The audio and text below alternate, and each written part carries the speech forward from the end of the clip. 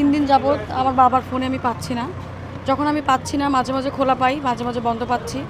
তো পরে আমি হারুন আঙ্কেলের সাথে যোগাযোগ করি। আঙ্কেল বলে বিষয়টা আমি দেখতেছি। পরে আমি আঙ্কেলের আজকে তো অফিসে আসছি, আঙ্কেলের সাথে কথা হলো। আঙ্কেল বলতেছে যে বিষয়টা আমি দেখতেছি, সে আমাকে সহযোগিতা করতেছে। ফোনে না পাওয়ার কারণেই মূলত আমি এখানে আসছি, আর আমি নিজেও ইন্ডিয়াতে মুভ করব।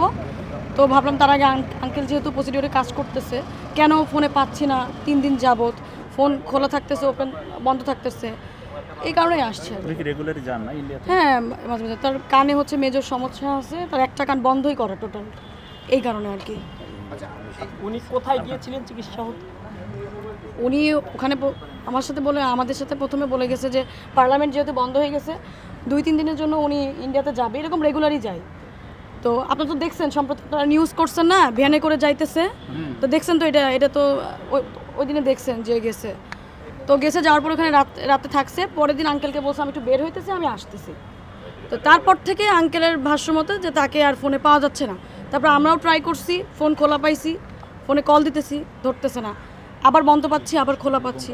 তো বিষয়টি আমি আঙ্কেলকে জানিয়েছি। তো সেই বিষয়ে কথা বলতে আসছি যে কেন ফোন বন্ধ পাচ্ছি, ফোনে পাচ্ছি না, লোকেশনটা কি। আঙ্কেল যেহেতু বিভিন্ন জায়গায় কথা বলে দেখতে পারে যে কি হয়েছে আসলে ব্যাপারটা। আপনারা কি প্রধানমন্ত্রী কার্যালয় ভাবে কি সন্দেহ করছেন যে উনি ভারতে গিয়ে অপহরণের শিকার হয়েছে কিনা? না না, এই ব্যাপারে আমি আসলে হচ্ছে এরকম কোনো কিছু সন্দেহ করছি এরকম না আসলে। আপনার কি রাজনৈতিক কোনো ব্যবসায়িক লেনদেন? না না না, আমাদের কোনো ব্যবসায়িক লেনদেন। আচ্ছা, আপনারা কি যদি আমাদের ব্যবসায়িক লেনদেন থাকতো তাহলে তো আমরা ভিডিও করে ফেসবুকে পোস্ট করতাম। আমার নিজের ফেসবুকে পোস্ট আছে, দেখতে পারেন যে সে ইন্ডিয়া যাচ্ছে ভ্যানে করে, আমি নিজেই পোস্ট করছি, ওই দিনই পোস্ট করছি 12 তারিখে, দেখতে পারেন। বলছিলাম আপনারা কি রাজনৈতিক হাইকমান্ড এমনকি প্রধানমন্ত্রীর কার্যালয় এগুলাতে আপনারা যোগাযোগ করেছেন? না, হ্যাঁ যোগাযোগ করছি, মাননীয় প্রধানমন্ত্রী সে নিজেও সে দেখতেছে বিষয়টা, সে আশ্বস্ত করেছে। যেহেতু জানেন তো আমার বাবা 3 বারের সংসদ সদস্য, সে মানে প্রধানমন্ত্রী নিশ্চয়ই তাকে ভালোবাসেন, তো সেও সার্বিকভাবে তার হস্তক্ষেপ আছে, সেও দেখতেছে আর কি বিষয়টা।